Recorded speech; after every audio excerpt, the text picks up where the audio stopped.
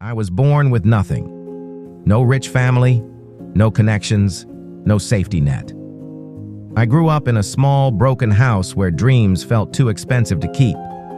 Every morning I watched other people leave for work in clean clothes, while I worried about how to help my family survive another day. Money was always short. Hope was even shorter. People around him said, "This is your life. Accept it." But deep inside, I believed there had to be more. As a young boy, I worked small jobs after school, cleaning, carrying boxes, helping wherever I could. My hands were rough, my clothes old, but my mind was full of questions. I watched successful people and wondered, what do they know that I don't? Life was not kind to him. I failed exams. I was rejected from jobs. I was laughed at for dreaming too big. There were nights I went to sleep hungry, not just for food, but for a better life. Many times I thought about quitting. Many times I felt tired, hopeless, and invisible. But one thing never left him: the decision to keep going. I started waking up early. While the world slept, I learned. I read books. I watched free lessons. I practiced new skills on old, borrowed devices. Progress was slow, but I didn't stop. Every small step mattered. One skill turned into confidence. Confidence turned into opportunity. Opportunity turned into growth. I failed again and again, but each failure taught him something new.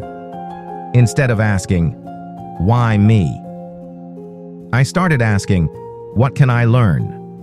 Before more story, please subscribe my channel. Let's start. Years passed. The poor boy slowly became a strong man. Not because life became easier, but because I became stronger. My work started getting noticed. People who once ignored him began to respect him. Doors that were once closed began to open. Success did not arrive suddenly.